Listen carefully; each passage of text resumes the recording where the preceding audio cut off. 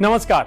आज तक के डिजिटल प्लेटफॉर्म पर हमारे इस खास शो आरएनए में आपका स्वागत है और मैं हूं संजीव पालीवाल। आजम खान जेल से बाहर आ गए हैं। 27 महीने की जेल यात्रा से सुप्रीम कोर्ट से मिली जमानत के बाद बाहर आए आजम खान को लेने शिवपाल सिंह यादव पहुंचे। जेल से ही रामपुर सीट से विधानसभा का चुनाव जीते आजम खान सपा प्रमुख अखिलेश यादव से नाराज हैं। पत्रकारों ने शिवपाल से पूछा तो बोले, आजम खान साहब से ही पूछिए कि क्या है नाराजगी की वजह। जेल से बाहर आए आजम खान से क्या अखिलेश यादव मिलेंगे या अखिलेश से मिलने खुद आजम खान लखनऊ जाएंगे? अब आगे का रास्ता समाजवादी पार्टी के ही साथ है या किसी और सियासी फ्रेम में आजम खान का चेहरा फिट होगा? इस पूरी खबर का विश्लेषण और आपके भीतर उमड़ रहे हर सवाल का जवाब आज के आरएनए में हम आपको देंगे। दूसरा विषय बिहार की राजनीति के सबसे लोकप्रिय चेहरे यानी लालू प्रसाद यादव का है। लैंड फॉर जॉब स्कैम में सीबीआई ने लालू प्रसाद यादव के 17 ठिकानों पर आज छापेमारी की। राबड़ी देवी और सांसद मीसा भारती के आवास पर भी सीबीआई ने रेड की।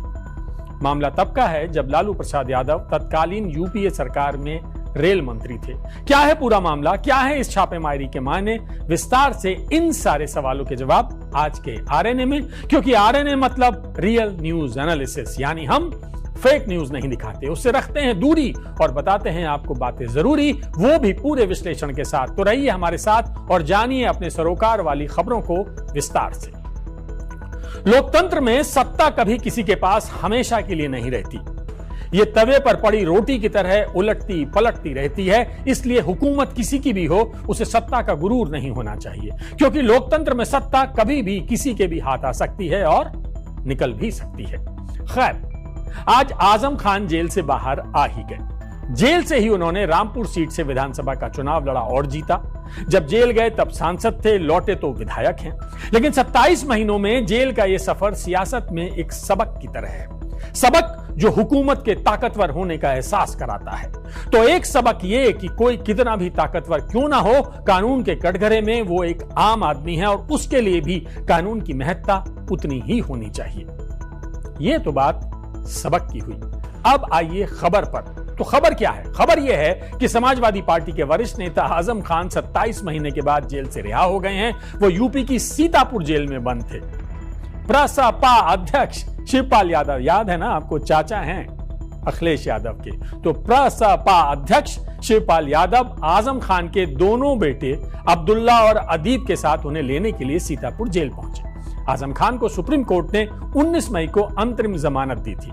शाम 5:30 बजे तक आजम की रिहाई के आदेश की सर्टिफाइड कॉपी जेल तक नहीं पहुंच पाई थी, इसलिए वो बृहस्पतिवार की बजाय शुक्रवार को रिहा हुए। सुप्रीम कोर्ट ने संविधान के अनुच्छेद 142 के तहत अपनी शक्ति का प्रयोग करते हुए आजम खान को अंतरिम जमानत दी। आजम खान को ट्रायल कोर्ट से अब तक 88 मामलों में जमानत मिली थी, लेकिन 89वें मामले में जमानत को लेकर ट्रायल शुरू होना था। इससे पहले सुप्रीम कोर्ट ने अपने संवैधानिक पावर का इस्तेमाल करके अंतरिम जमानत दे दी। अब आप सोच रहे होंगे कि आखिर ये अनुच्छेद 142 क्या है जिसका इस्तेमाल कर सुप्रीम कोर्ट ने आजम खान को जमानत दी। तो आइए जानते हैं कि क्या है आर्टिकल 142 और इसका इस्तेमाल कैसे होता है। संविधान में सुप्रीम कोर्ट को आर्टिकल 142 के रूप में खास शक्ति मिली है। इसके तहत किसी व्यक्ति को पूर्ण न्याय देने के लिए कोर्ट जरूरी निर्देश दे सकता है। इस आर्टिकल के तहत सुप्रीम कोर्ट किसी मामले में फैसला सुनाते समय संवैधानिक प्रावधानों के दायरे में रहते हुए ऐसा आदेश दे सकता है जो किसी व्यक्ति को न्याय देने के लिए जरूरी हो। जब तक उस मामले में कोई अन्य कानून लागू नहीं किया जाता, तब तक सुप्रीम कोर्ट का आदेश सर्वोपरि होगा।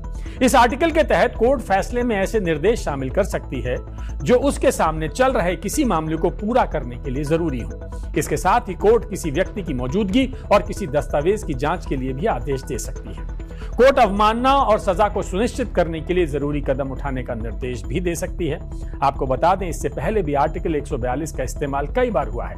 मसलन साल 2017 में सुप्रीम कोर्ट ने अयोध्या में विवादित ढांचा ढाने के मामले को रायबरेली से लखनऊ की विशेष अदालत में ट्रांसफर करने के लिए आर्टिकल 142 का ही इस्तेमाल किया था। इसी आर्टिकल के तहत ही सुप्रीम कोर्ट ने अयोध्या की विवादित जमीन रामलला विराजमान को सौंपने और सुन्नी सेंट्रल वक्फ बोर्ड को अलग से 5 एकड़ जमीन अलॉट करने का आदेश दिया था। या फिर हाल ही में राजीव गांधी हत्याकांड के दोषी पेरारी वलन की रिहाई के लिए भी इसी आर्टिकल 142 का इस्तेमाल किया गया।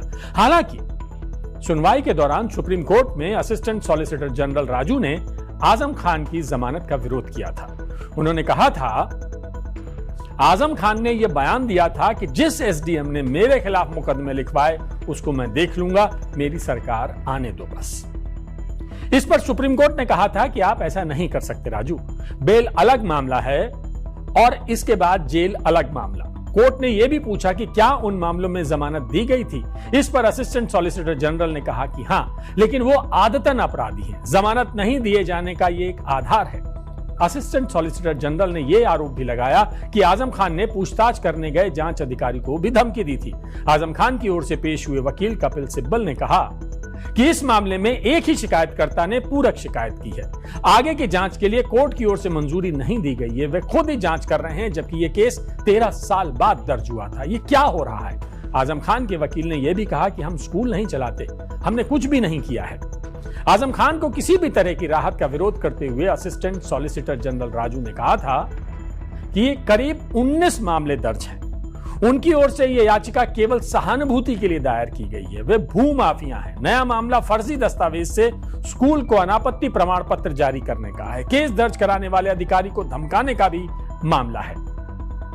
खैर, ये सब कोर्ट की दलीलें थी, जिसके बाद 27 महीने बाद अब आजम खान जेल से बाहर आ गए हैं। तो अब बात सियासत की, जिसकी पहली झलक शिवपाल सिंह यादव ने दिखाई। रिहाई के मौके पर आजम खान को लेने पहुंचे शिवपाल सिंह यादव ने इस मौके पर कहा, न्याय की जीत हुई है, आजम खान की जीत है। हम लोग समाजवादी हैं, हमेशा नेताजी से सीखा है कि सुख दुख में साथ रहना। जहां तक बात अखिलेश यादव से नाराजगी की है, तो यह सवाल मीडिया को आजम खान साहब से पूछना चाहिए। अब जेल से रिहा हुए आजम खान को लेने अखिलेश यादव तो नहीं आए, लेकिन उन्होंने एक ट्वीट कर रिश्तों पर जमी बर्फ को पिघलाने की कोशिश करते हुए लिखा कि सपा के वरिष्ठ नेता व विधायक माननीय श्री आजम खान जी के जमानत पर रिहा होने पर उनका हार्दिक स्वागत है। जमानत के इस फैसले से सर्वोच्च न्यायालय ने न्याय को नए मानक दिए हैं। पूरा एतबार है कि वो अन्य सभी झूठे मामलों मुकदमों में बाइज्जत बरी होंगे। झूठ के लम्हे होते हैं, सदियां नहीं। दरअसल आजम खान समाजवादी पार्टी के मुखिया अखिलेश यादव से नाराज चल रहे हैं। विधानसभा चुनाव के बाद से आजम खान के अखिलेश यादव से नाराज होने की खबरें आती रही हैं। एक बार आजम खान के करीबी फसाहत अली खान ने अपने बयान में कहा कि क्या यह मान लिया जाए कि मुख्यमंत्री योगी आदित्यनाथ सही कहते हैं कि अखिलेश यादव नहीं चाहते कि आजम खान जेल से बाहर आए। अब हम लोग यतीम हो गए हैं। हमारे साथ तो वो समाजवादी पार्टी भी नहीं है जिसके लिए हमने अपने खून का एक एक कतरा बहा दिया। हमारे नेता मोहम्मद आजम खान ने अपनी जिंदगी सपा को दे दी, लेकिन सपा ने उनके लिए कुछ नहीं किया। इसके बाद कांग्रेस नेता आचार्य प्रमोद कृष्णम भी जेल में आजम खान से मुलाकात करने पहुंचे थे। उन्होंने दावा किया था कि आजम खान समाजवादी पार्टी से बहुत नाराज हैं। आजम समाजवादी पार्टी के किसी नेता से नहीं मिलना चाहते। इतना ही नहीं, मीडिया में खबरें आती रही हैं कि आजम खान का परिवार और करीबी सपा से और अखिलेश यादव से नाराज हैं। आजम के करीबियों का आरोप था कि पार्टी के लिए खून पसीना बहाने वाले मुस्लिम नेता की रिहाई के लिए अखिलेश यादव ने कोई प्रयास नहीं किया। शिवपाल यादव ने भी रामपुर जेल में आजम खान से मुलाकात की थी। उन्होंने कहा था कि वे हमेशा आजम खान के साथ थे और रहेंगे। इतना ही नहीं, राष्ट्रीय लोकदल प्रमुख जयंत चौधरी ने रामपुर में आजम खान के परिवार से मुलाकात की थी। इतनी मुलाकातों में भी सबकी नजरें अखिलेश यादव को तलाशती रहीं, लेकिन अखिलेश यादव नहीं आए। तो क्या अब आएंगे? क्योंकि जिन तेवरों के साथ आजम जेल से रिहा हुए हैं, उसमें इस बात की गुंजाइश कम है कि वो खुद अखिलेश से मिलने लखनऊ जाएं। तो क्या आने वाले दिनों में आजम खान की सियासी पारी कोई नई इबारत लिखने वाली है? अभी कुछ भी कहना जल्दबाजी है, इसलिए इंतजार कीजिए, क्योंकि सियासत में तो दोस्ती अस्थायी है और ना ही दुश्मनी।